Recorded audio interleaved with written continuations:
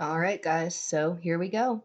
We're going to start with some review of slope-intercept form concepts, so things related to y equals mx plus b. And basically, once you review these videos, you're going to go look at some test-style questions related to these skills. So I highly recommend that you go through these and at least check your answers with the videos, and then if there's something that you're confused about, go back and watch that particular section. So we are starting with slope, so back to the basics. So anytime you've got a set of ordered pairs, you need to start labeling them. So we've got x1, I know it's looking rough, we got y1, we've got x2, and we've got y2. So first things, we know that when we use our formula, we are always going to subtract in our numerator and our denominator, and that our y values go on top. So y2 minus y1 over x2 minus x1. So when we come deal with these first numbers here, we're going to fill in our subtraction signs. We're going to have 16 minus 8. We're done with those. Go into the denominator. We're going to have 6 minus 4. 16 minus 8 is going to give us 8. 6 minus 4 is going to give us 2. And we all know that 8 divided by 2 is 4. So pretty soon we're going to be putting these into equations. So we're going to need to know the letter for that. So we know that the value of our slope is our m. So our slope is 4. That means that every time our x changes by 1, our y is going to change by 4. So we go into the next question. We're getting some negatives in here. We've still got x1, y1. We've still got x2, y2. We're still going to start with our fraction and our subtraction signs. In the numerator, we're going to subtract our y's. So we've got negative 2 minus 4. In our denominator, we're going to subtract our x's. So that's 7 and then negative 3. You see that double negative in the bottom is going to turn that into an addition problem. So we've got negative 2 minus 4 over 7 plus 3. This is going to give us negative 6 over 10. That's not simplified because your numerator and denominator are both divisible by 2. So your final slope here is going to be a value of negative 3/5.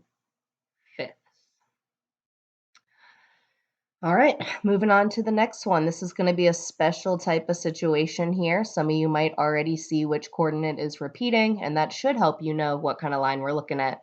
So we've got x1, y1. We've got x2, y2. We're going to subtract in the numerator and in the denominator. That's going to give us 14 minus 12 over negative 6 minus negative 6. So we've got 14 minus 12 over negative 6 plus 6. In the denominator there, we have a value of 0.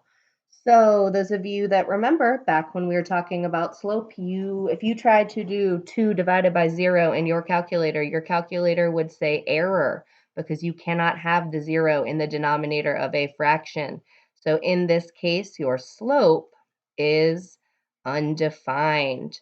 So you should know what kind of line you are looking at right now. An undefined slope always gives you a vertical line.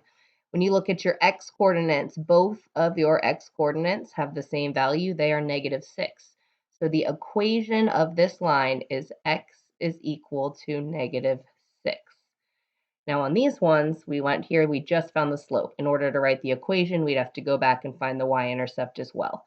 Same here, we'd have to go back and find the y-intercept as well. Only with a horizontal line or a vertical line like this one, where the x-coordinate repeats, can you go ahead and just state your equation as x equals a number or y equals a number.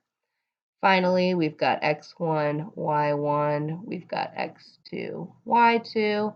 We're going to set up our slope one final time.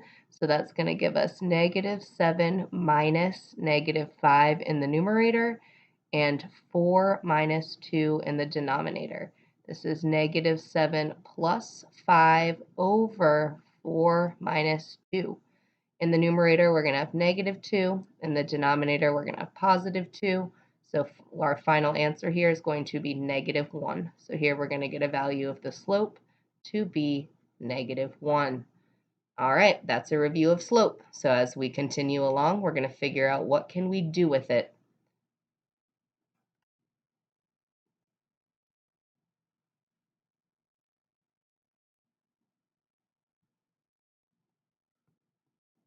Woo! Okay, so pretty soon I'm going to figure out how to make this stop.